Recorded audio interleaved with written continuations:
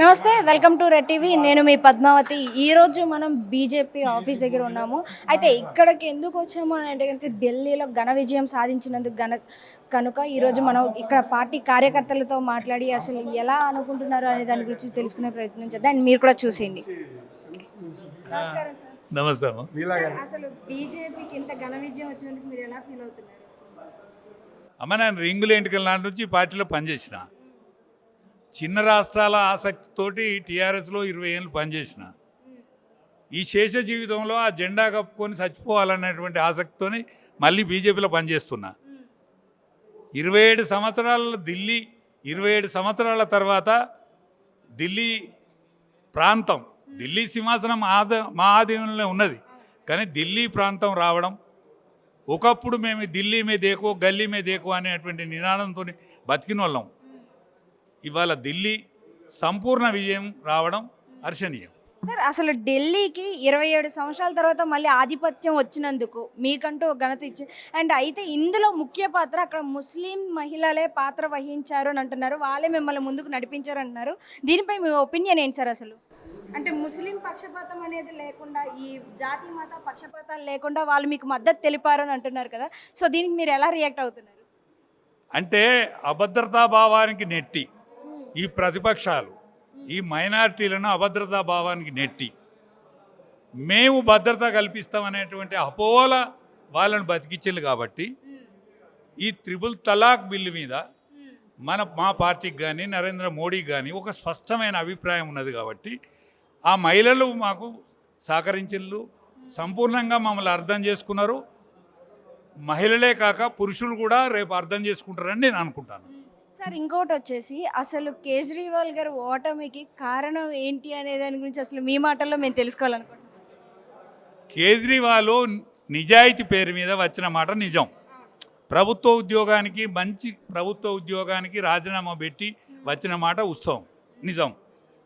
పోతే సాదా సీదా వేషం వేసుకొని, సాధారణ బట్టలు ధరించి, 6 రూపాయల పెన్ను పెట్టుకొని, సాదా సీదా బట్టలతోటి జేబుల కత్తెరేసుకొని వచ్చిన మాట నిజం. ఈ కత్తెరను గుర్తించే వరకు చాలా టైం పట్టింది ఇప్పటికే. కానీ నిజాయితీగా ఉంటే ఏం పర్వాలేకుంటుండు ఏ పార్టీ అయినా.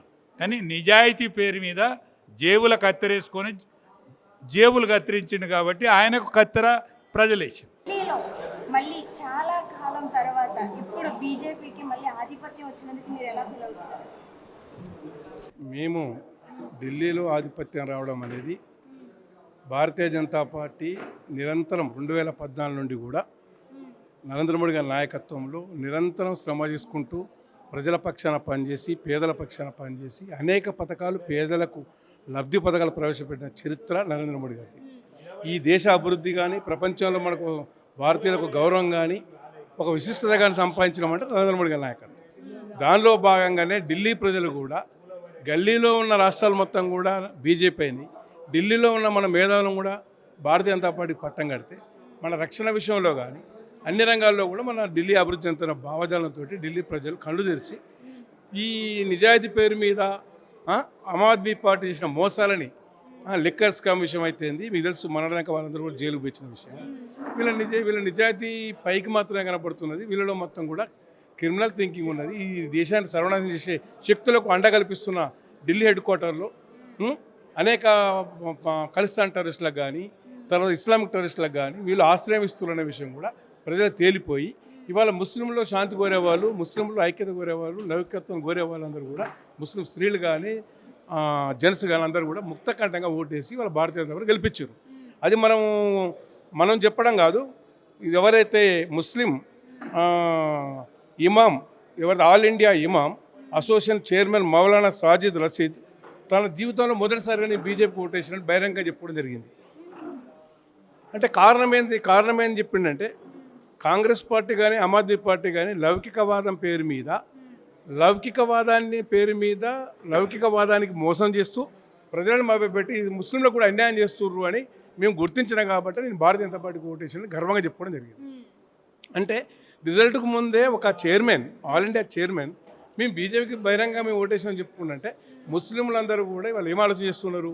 అభివృద్ధి చెందాలన్నా, శాంతి ఉండాలన్నా నరేంద్ర మోడీ గారి నాయకత్వంలో భారతీయ జనతా పార్టీ వల్ల సాధ్యమైంది.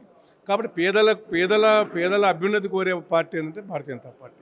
కాబట్టి మన భారతదేశంలో భారతీయ జనతా పార్టీ నరేంద్ర మోడీ నాయకత్వమే మనకు అన్ని రకాల భద్రత కలుస్తుంది. లౌకికవాదం అంటే ఏంది? హిందువులని ముస్లింలని కలిసి కలుపుకపోయి పనిచేసే సంస్థ అవుతుందో అదే లౌకికవాదం. కాబట్టి అది భారతీయ జనతా పార్టీ చేస్తుంది. భారతీయ జనతా పార్టీ తప్పుదారి పట్టించి లౌకికవాదం పేరు మీద కాంగ్రెస్ ఆమ్ ఆద్మీ పార్టీ మోసం చేస్తుందని బహిరంగ ప్రకటన ఇవ్వడం జరిగింది. మీరు అందరూ చూసిన విషయమే. కాబట్టి ఈరోజు దేశంలో నరేంద్ర మోడీ గారు అధికారంలోకి వచ్చిన తర్వాత భారతీయ జనతా పార్టీ హిందువుల పార్టీ అని మాట్లాడిన వాదులకు అందరికీ కూడా చెంప దెబ్బ అయిపోయింది. అవును, ఒకప్పుడు మనకి చూసుకుంటే కనుక బీజేపీ పార్టీ అంటే ఒక హిందువుల కోసం మాత్రమే ఉంటుంది, మిగతా వాళ్ళ కోసం ఉండదు అని అనేసి ఈ కుల మత భేదాలను కూడా తీసుకొచ్చే విధంగా చూసారు అన్న వాస్తవాలు అయితే ఇప్పుడు అవన్నీ కొట్టేసే విధంగా అయితే ఇప్పుడు బీజేపీ అనేది ఘన విజయం సాధించింది. దాంట్లో మరి ముఖ్యంగా ముస్లిం మహిళల పాత్ర ఎక్కువగా ఉంది అంటున్నారు. సో దీనిపై మీ ఒపీనియన్?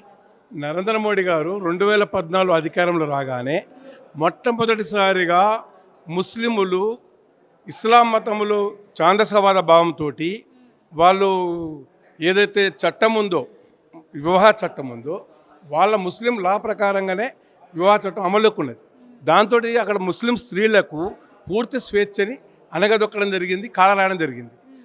ఫస్టే ఈ దేశంలో త్రిబుల్ తలాక్ బిల్లుని ప్రవేశపెట్టి ముస్లిం మహిళలకు స్వేచ్ఛను కల్పించి, హక్కులు కల్పించి, భద్రత కల్పించిన వ్యక్తి నరేంద్ర మోడీ గారు. ఆ రోజే ముస్లింలో ఒక వర్గం మహిళలు మొత్తం కూడా నరేంద్ర మోడీ వారి వెనకాలకు వచ్చేశారు.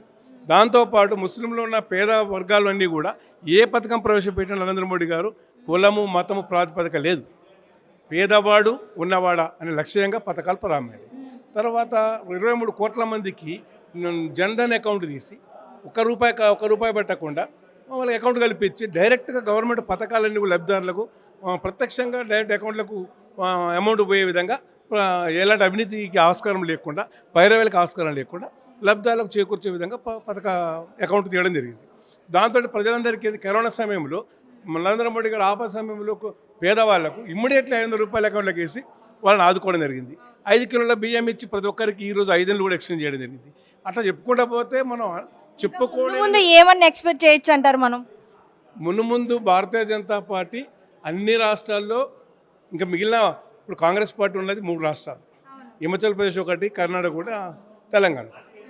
కాంగ్రెస్ పార్టీ ఈ రోజుకు బంగ్లాదేశ్లో హిందువుల మీద ఊచకోత నడుస్తుంటే మన ప్రతిపక్ష నాయకుడైన రాహుల్ గాంధీ ఒక్కరోజు కూడా ఖండనివ్వలే. అమెరికా అధ్యక్షుడు ట్రంప్ కానీ, బిఫోర్ అధ్యక్షుడు బైడెన్ కానీ డైరెక్ట్గా బంగ్లాదేశ్లో హిందువుల మీద ఊచకోత ఖండించడం జరిగింది. అంటే ఇక్కడ ఉన్న ప్రతిపక్ష నాయకుడు ఎవరి కోసం పనిచేస్తుండు, అసలు ప్రతిపక్షం హోదా ఎందుకు ఇవ్వాలి, ఆయన ఈ భారత ప్రజల పట్ల ఆయన ప్రేమ ఏందో కూడా తేలిపోయింది. కాబట్టి ప్రజలు ఏం గుర్తించారంటే ఈ కాంగ్రెస్ పార్టీ ఈ దేశంలో అవసరం లేదు ప్రజలకు. మన భారత ప్రజలకు మేలు కోరేది ఏంది?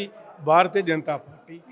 మన సంస్కృతిని కాపాడడం కానీ, మన ఆర్థిక వ్యవస్థను కాపాడడం కానీ, మన రక్షణ రంగాన్ని కాపాడడం కానీ, మన దేశాన్ని కాపాడడం కానీ, ప్రపంచంలో మనం చదువుకునే విద్యార్థులను కానీ ప్రజలను కానీ కాపాడేది, హక్కును చేర్చుకునే పార్టీ భారతీయ జనతా పార్టీ.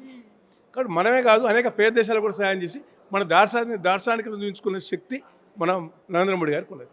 కాబట్టి ప్రపంచమే మనం చూస్తున్నది. అలాంటప్పుడు భారతీయ జనతా పార్టీ ఓడించాలంటే ఏంది? ప్రజల మనసును గెలవాలి.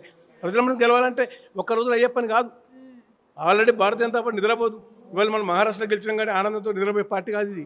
ప్రతి నిమిషం ప్రతి రాష్ట్రంలో కూడా పేద ప్రజల పక్షాన పోరాటం చేసుకుంటూ, ప్రజలని చైతన్యం చేసుకుంటూ, ప్రజలని అభివృద్ధి పథకం తీసుకుపోతూ ఆలోచింపజేసే పార్టీ భారతీయ జనతా పార్టీ. కాబట్టి భారతీయ జనతా పార్టీ మిగతా రాష్ట్రాల్లో కూడా కాంగ్రెస్ పార్టీకి దిక్కు దివాణం లేనటువంటి పరిస్థితి జీరోకి చేరింది. ఇంకా కూడా బుద్ధి రాకపోతే మనం ఏం చేయలేము. మన ఖర్గే అన్నాడు, మీరు అందరిపై స్నానాలు చేస్తే, గంగానదిలో స్నానాలు చేస్తే మీ పేదరికం పోద్దా అంటే, మరి గంగానదిలో స్నానం చేస్తే పేదరికం, మసీదులో పోయి నమాజులు చేస్తే పేదరికం పోద్దా? మరి ఏం చేస్తే పేదరికం పోద్దు చెప్పండి. ఆయన చేయండి, అడగండి.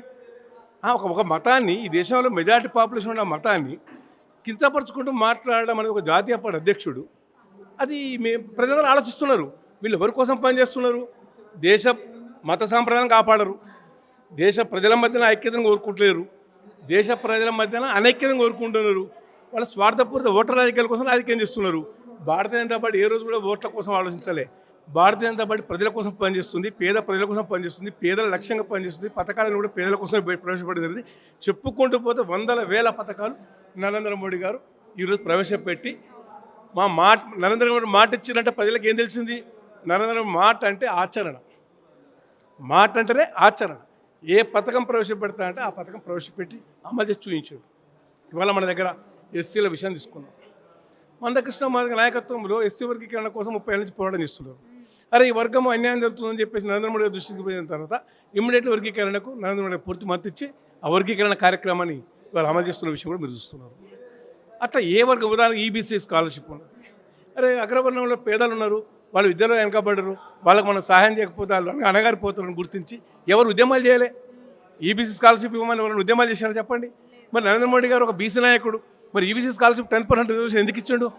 అంటే అది ఏ వర్గం అని కాదు, ఏ వర్గంలో అనగారిపోతున్నారో, ఏ వర్గంలో అభివృద్ధికి నోచుకుంటున్నారో వారందరికీ కూడా లక్ష్యంగా పనిచేసి వాళ్ళని ఆ సమస్యలను విముక్తి చేయడమే లక్ష్యంగా పనిచేసే నాయకుడు నరేంద్ర మోడీ గారు.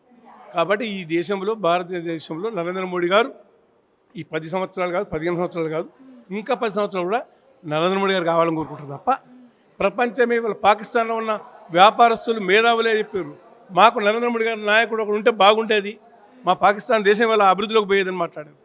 అంటే ప్రపంచం మొత్తం నరేంద్ర మోడీ గారిని అభినందిస్తున్నారు.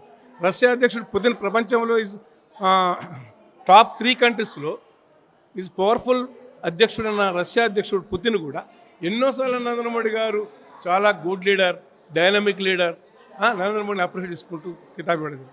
ఇవాళ చైనాతో మనం చైనాని ఏ విధంగా లొంగ తీసుకున్నాం, పాకిస్తాన్కి ఏ విధంగా బుద్ధి చెప్పినాం సర్జికల్ స్ట్రైక్ తోటి.